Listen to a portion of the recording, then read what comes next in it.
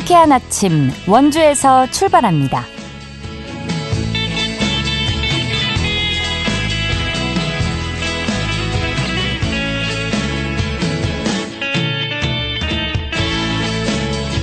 여러분 안녕하십니까? 3월 17일 월요일 KBS 원주방송국에서 보내드리는 상쾌한 아침 원주에서 출발합니다. 저는 진행의 이은주입니다. 월요일인 오늘 꽃샘 추위와 함께 눈이 예보됐습니다. 예상 적설량은 강원 내륙에 1에서 5cm, 강원 동해안과 산지에 5에서 15cm인데요. 내일까지 많게는 30cm 이상의 큰 눈이 내리는 곳도 있겠습니다. 교통안전과 시설물 관리에 각별히 주의해 주시고요. 비가 내리는 곳의 예상 강수량은 내일까지 5에서 30mm입니다. 오늘 아침 최저기온 영하 4도에서 영하 1도 안팎으로 출발해 한낮에 5도 안팎에 머물겠는데요. 모레까지 꽃샘 추위가 이어지다가 주 후반으로 갈수록 다시 낮 최고 기온이 15도 안팎까지 크게 오를 전망입니다. 오늘 준비한 소식입니다. 강원 지역 교사 10명 중 7명이 현장 체험 학습을 폐지해야 한다는 주장이 교육 현장을 중심으로 확산되고 있습니다. 관련 내용 짚어보고요. 원주시가 우울, 불안 등 정서적 어려움을 가진 시민들에게 심리상담 서비스를 제공하는 전국민 마음투자 지원 사업을 하는데요. 리포터 코너에서 전해드립니다. 강원특별자치도 소방본부가 응급상황 시 신속한 구조와 이송을 돕는 119 안심콜 서비스를 시행하고 있는데요. 어떤 서비스인지 자세한 내용 알아보도록 하죠. 3월 17일 월요일 상쾌한 아침 원주에서 출발합니다.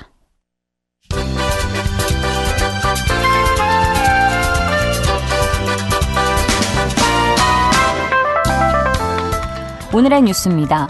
횡성군 장애인 종합복지관이 2025년 장애 인식 개선 공모전을 개최합니다. 공모전은 지역 초중 고등학생을 대상으로 오는 4월 11일까지 슬로건과 포스터 작품을 접수하는데요. 심사를 거쳐 슬로건과 표어 각 부문별 최우수상 6명과 우수상 12명을 선정하고 다음 달 24일 상금과 상장을 수여합니다. 공모전 신청은 방문과 온라인으로 가능하며 보다 자세한 문의는 횡성군 장애인 종합복지관 홈페이지 또는 전화로 하면 됩니다. 원주 지역 시내버스 노선이 개선되면서 월 평균 누적 이용객이 100만 명을 넘어선 것으로 집계됐습니다. 원주시에 따르면 혁신도시와 기업도시 등을 오가는 혁기버스가 시민들의 호응을 받고 지난해 10월 신설한 50번 노선에는 친환경 저상 수소버스가 도입됐습니다. 원주시는 지난달 대학가와 도심을 자정까지 연장 운행하는 심야버스 노선을 신설하는 등 앞으로도 다양한 대중교통 정책을 펼 계획입니다. 평창군이 저소득층 등록 장애인 가구의 안정적인 주거 환경을 도모하기 위해 2025년 장애인 주택 개조 사업을 추진합니다. 이 사업은 가구당 380만 원 한도 내에서 화장실 개조와 보조 손잡이 설치, 문턱 낮추기, 싱크대 높이 조절 등 일상생활의 불편을 해소할 수 있는 편의시설 설치를 지원해 줍니다. 군은 1,500만 원의 예산으로 4가구를 지원할 계획으로 다음 달 30일까지 각 읍면사무소에서 희망가구 신청을 받습니다. 오늘의 뉴스였습니다.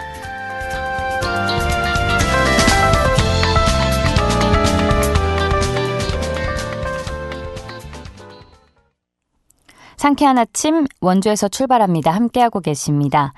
초등학생이 현장 체험학습 중 교통사고로 사망하면서 재판에 넘겨진 당시 담임교사가 유죄 판결을 받은 가운데 강원 지역 교사 10명 중 7명이 현장 체험학습을 폐지해야 한다고 주장을 하고 있는데요. 이와 관련해 강원 교사노동조합 손민정 위원장과 이야기 나눠보겠습니다. 위원장님 안녕하십니까? 네, 안녕하세요. 강원교사노동조합 위원장 손민정입니다. 네. 아이들에게 현장 체험학습은 또 다른 교육의 장이 되고 있지 않습니까? 특히 네. 작은 학교나 분교 같은 경우에는 현장 체험학습이 특성화된 경우가 많아서 교사들에게 이번 사건이 큰 부담이 될 수밖에 없을 것 같은데 일단 현장에서는 어떤 반응인가요? 네, 말씀해 주신 것처럼 작은 학교가 많은 강원도에서는 현장 체험학습을 전면 중단하기는 어려운 상황입니다. 예. 그렇지만 또 현장체험학습 사고로 재판이 진행되고 있는 지역도 강원도이기 때문에 현장체험학습을 이전과 같이 그대로 운영하는 것 또한 어렵지 않나 생각됩니다. 학교 현장에서도 현장체험학습에 대한 많은 우려가 있고요. 이거 현장체험학습을 전면 폐지해야 된다거나 또는 여러 가지 대안에 대한 의견들이 많고 우려도 많은 상황입니다. 그렇군요.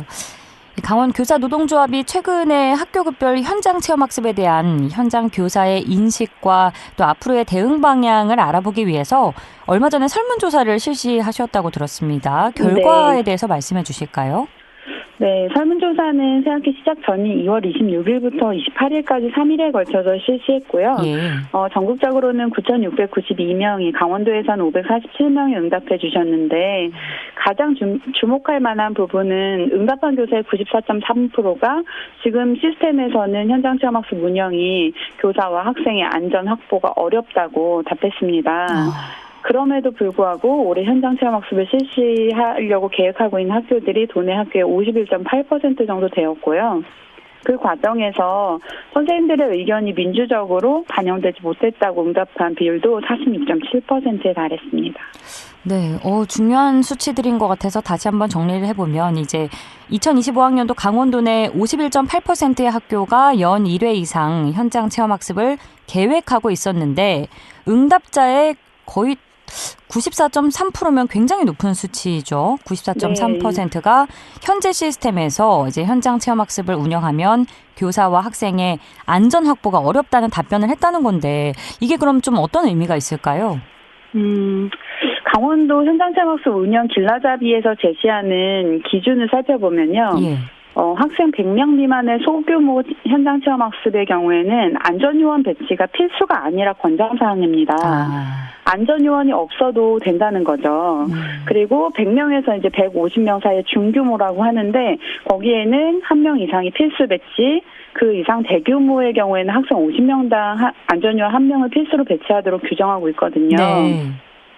그런데 여기에서 말하는 안전요원이라는 게 그 개념이 중요한데 일반적으로는 전문적인 안전 인원이 투입되는 거라고 생각하실 것 같습니다. 그쵸. 그렇지만 대체로는 안전교육을 이수한 담임 선생님이 맡게 됩니다. 그리고 외부 안전요원이 꼭 필요하다라고 하는 경우에 학교에서 직접 채용하도록 되어 있는데 아까 말씀하신 것처럼 강원도는 작은 학교가 너무 많습니다. 네, 이런 인력을 채용하는 것조차도 어렵고요. 또 이 자격 요건을 갖춘 사람을 찾기는 더더구나 어려운 일입니다.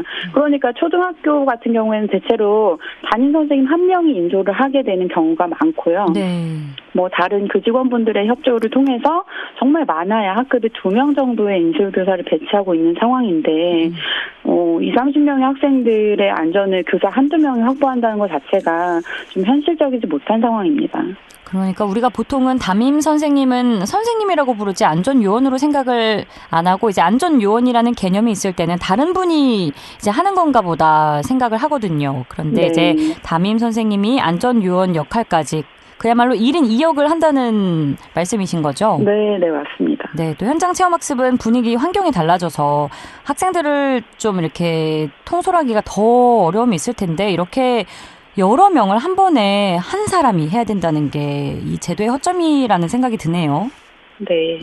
이번 사고 같은 경우에도 그 한 분의 담임 선생님이 앞장서서 좀 인솔을 한 상황이었는데 뒤쪽에서 사고가 난 상황이잖아요. 그쵸. 저희가 현장체험학습을 운영하다 보면 뒤에서 또 아이들을 이렇게 인솔하면서 가다 보면 또 앞쪽에서 사고가 나는 경우도 당연하죠. 있고. 예. 네네.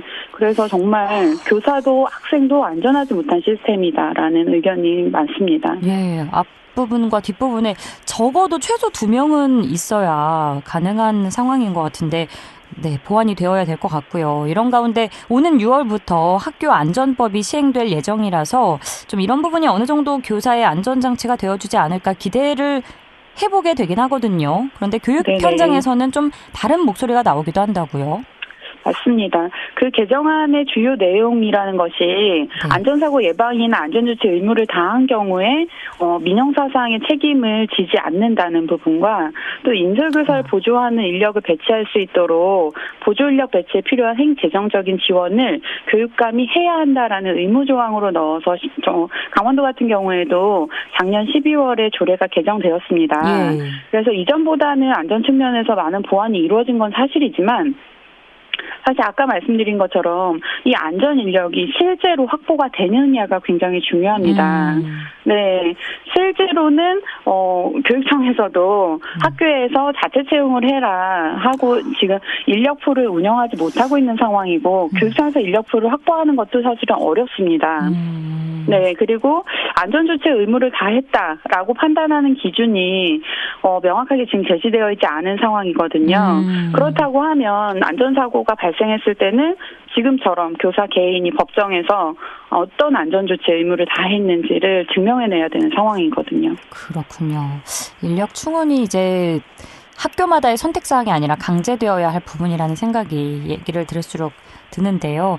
강원 교사 노조는 안전한 현장 체험학습 인솔에 대한 이제 현장 교사들의 부담이 매우 크지만 현장에서는 정작 이제 실질적으로 현장 체험학습을 운영하고 또 그에 대한 책임을 져야 하는 교사들의 목소리가 온전히 반영되지 못하고 있다고 보고 계신 거죠. 네네. 네. 어떤 부분을 구체적으로 좀 그러면 네. 사실 현장체험학습이라는 교육활동은 우리가 가정에서 여행을 잘 못하던 시기에 소풍이라는 이름으로 좀 시행했다는 교육활동이 정착되는 건데요. 지금도 아이들의 다양한 경험과 또 흥미로운 학습, 추억 뭐 여러 가지 이유로 학교에서는 이제 계속해서 요구를 받고 있는 상황이거든요.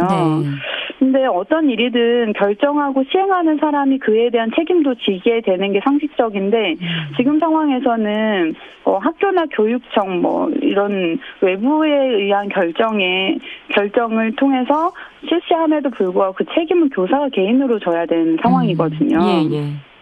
설문 결과만 보더라도 이렇게 교사와 학생의 안전이 확보되지 않는 상황에서라면 현장체험학습 폐지해야 된다는 의견 76%에 해당할 정도로 교사들의 불안은 굉장히 크지만 이에 대한 다른 외부의 또는 교육당국의 책임 부분이 어느 정도 인식이 되고 있는지 확신이 없습니다. 사실은 교사로서는. 현장에서 교사분들은 이제 인력을 충원해달라 이런 의견도 아니고 지금 현재로선 불안감이 굉장히 크기 때문에 현장 체험 전면 폐지 의견이 76.2%라는 말씀이신 거죠? 네네. 그래서 강원교사노조에서는 이제 3월 첫 주에 도교육청과 면담을 통해서 이렇게 현장 체험학습 실시 여부를 결정할 때 학교 구성원들의 의견을 수렴해서 결정하도록 안내를 좀 부탁한다고 요청을 해서요. 지난주에 각급 학교에 그렇게 안내가 이루어져서 현재는 현장 체험학습 실시 여부에 대해서 학교에서 이 공문을 근거로 재논의가 많이 이루어지고 있습니다.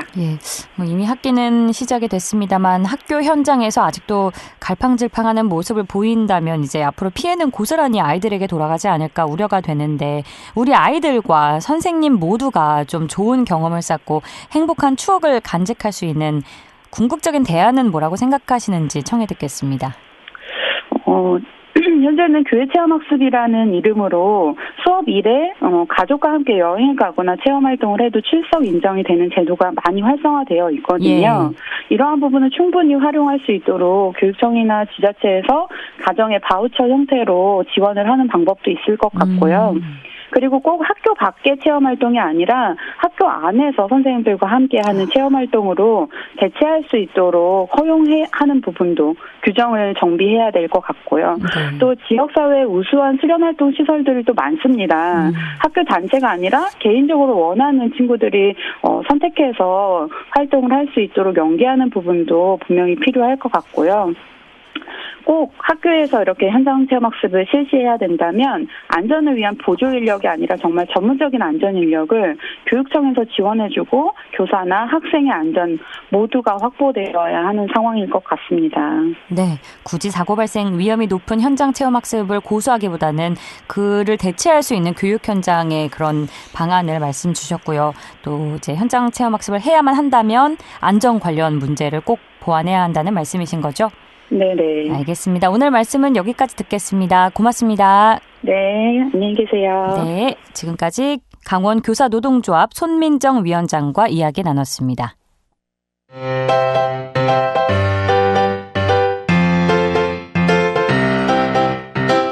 KBS 원주방송국이 유튜브 다시 듣기 서비스를 실시합니다.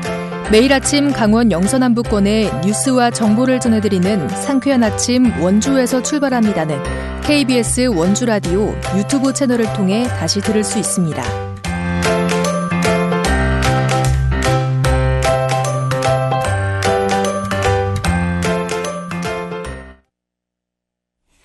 여덟 시 46분 지나고 있습니다. 원주시가 정서적 어려움을 겪는 시민들의 심리 상담을 지원하는 전국민 마음투자 지원 사업을 이어가는데요. 자세한 내용 리포터 현장에서 알아봅니다. 추인혜 리포터 함께합니다. 어서 오세요. 네, 안녕하세요. 네, 지금 참여자를 모집 중인 전국민 마음투자 지원 사업 어떤 프로그램인지 설명해 주시죠. 네, 원주시는 지난해부터 전국민 마음투자 지원 사업을 통해 우울이나 불안을 겪는 시민을 대상으로 전문 심리 상담 서비스를 지원하고 있는데요. 네. 지난해 사업에는 270여 명의 시민들이 신청해서 800여 건의 심리 상담이 진행됐습니다.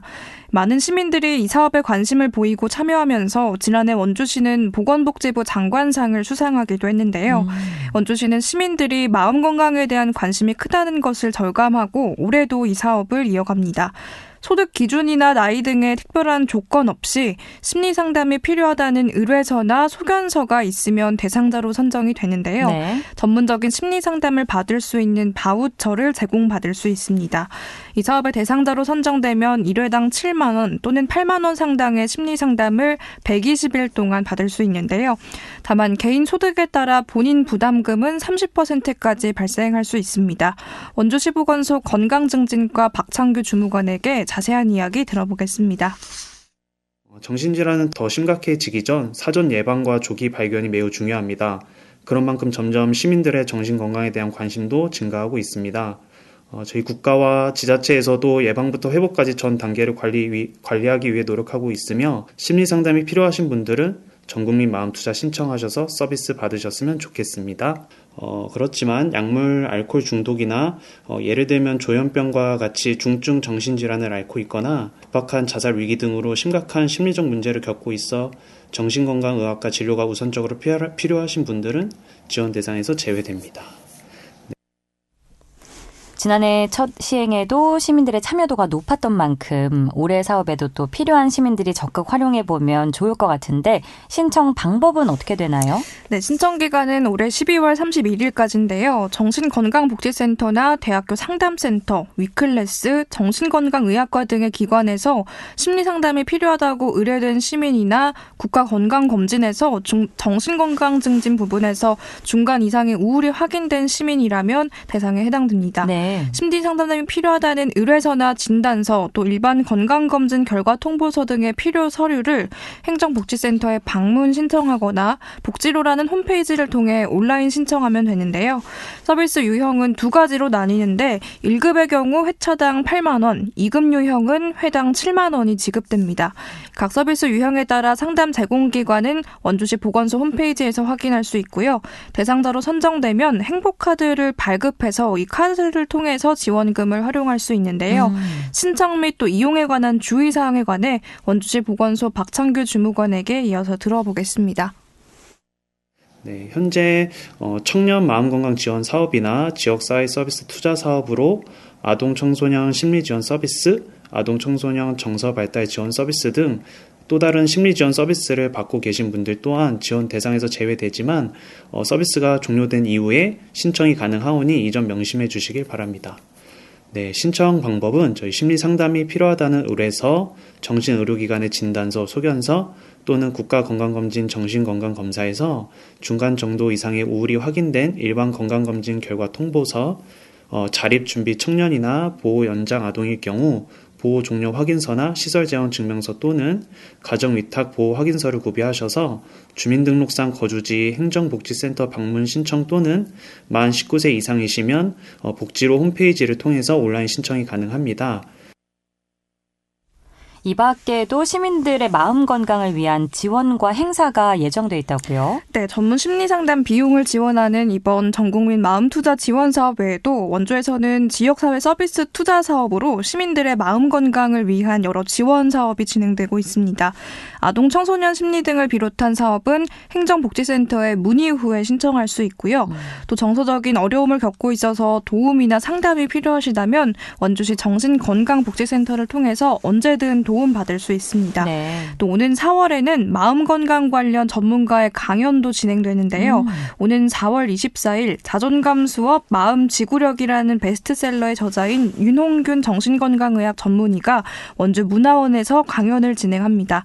자존감과 마음의 힘을 주제로 강연이 진행된다고 하니까요. 또 올해 상반기에 진행되는 관련 사업들 함께 해보시면 좋겠습니다. 네, 원주시에서 진행되는 정신건강 심리상담 지원 소식 잘 챙겨보시면 좋겠네요. 오늘 소식 고맙습니다. 추인혜 리포터였습니다. 네, 감사합니다.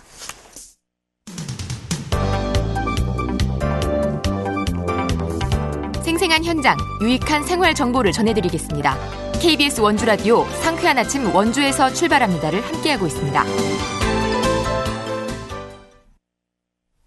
강원특별자치도 소방본부가 응급 상황 시 신속한 구조와 이송을 돕는 119 안심콜 서비스를 시행하고 있는데요. 어떤 서비스인지 강원특별자치도 소방본부 원은희 소방위로부터 자세히 알아봅니다. 안녕하십니까? 안녕하세요. 네, 반갑습니다. 먼저 119 안심콜 서비스가 무엇인지 또 언제 어떤 이유에서 이 서비스를 시작하게 됐는지 배경부터 말씀해 주실까요? 네, 119 안심콜 서비스는 응급 상황이 발생했을 때 119에 신고하면 미리 등록된 개인정보와 병력정보를 자동으로 제공되어 보다 신속하고 적절한 응급조치를 받을 수 있게 지원하는 서비스입니다. 네. 이 서비스를 시작하게 된 이유는 고령층이나 만성질환자, 신체적, 정신적으로 어려움을 가지신 분들 같은 경우에 응급 상황에서 신속한 구조와 맞춤형 응급처치를 제공하기 위해서 2011년도에 도입되었는데요. 네. 특히 고령화 사회 진입과 독거노인 증가 등의 사회 변화로 인해 응급 상황에서 신속한 대응이 필요한 계층을 보호하기 위해서 마련되었습니다. 119 안심콜 서비스를 이용하기 위해서는 어떤 절차가 필요하고 또 위급한 상황에서 신고가 됐을 경우에는 어떤 지원을 받게 되는지도 말씀해 주시죠. 네. 119 안심콜 서비스를 이용하려면 먼저 개인정보와 건강정보를 사전에 등록해야 합니다.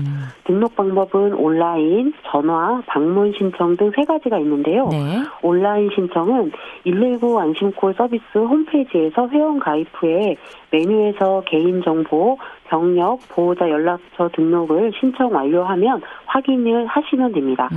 두 번째로는 전화 신청인데요.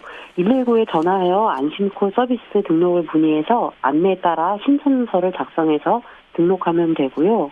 마지막으로 방문 신청은 가까운 소방서를 방문해서 119 안심콜 서비스 신청서를 작성하고 제출하시면 담당자가 직접 등록하는 방법이 있습니다.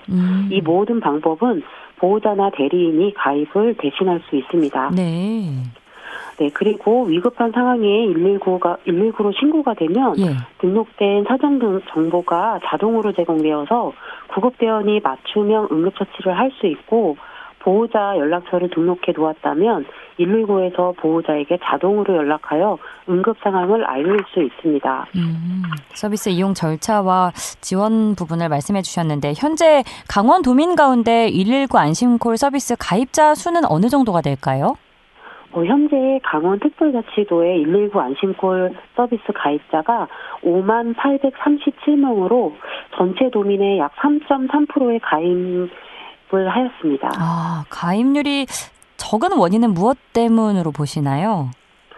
네, 이 서비스가 2011년부터 시행되었지만 대중적인 홍보가 부족해서 많은 사람들이 119 안심콜 서비스의 존재 자체를 모르는 경우가 많고 가입 절차에 대해서 고령층, 홀로 계신 어르신이나 인지저하 어르신 등의 주요 대상층이 접근하기 어려운 경우가 많은 것도 한 원인이라고 생각합니다. 네.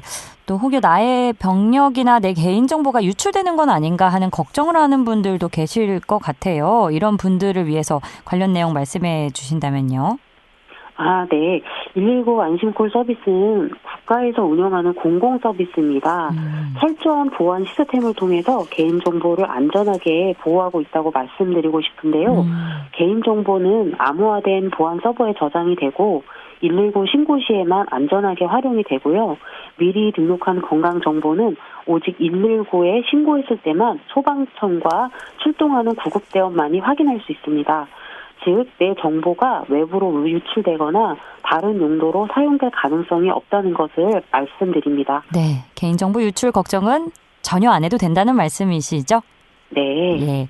119 안심콜 서비스를 통해서 궁극적으로 기대되는 효과는 무엇이라고 생각하시는지 또 당부사항 있으시면 마무리 말씀으로 부탁드리겠습니다. 네.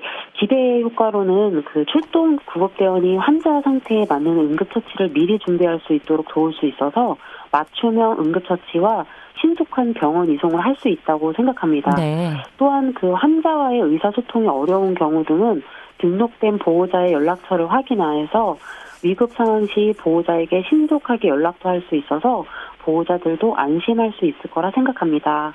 마지막으로 당부사항으로는요. 119 안심콜 서비스는 우리가 예상하지 못한 응급 상황에서 생명을 구할 수 있는 중요한 서비스입니다.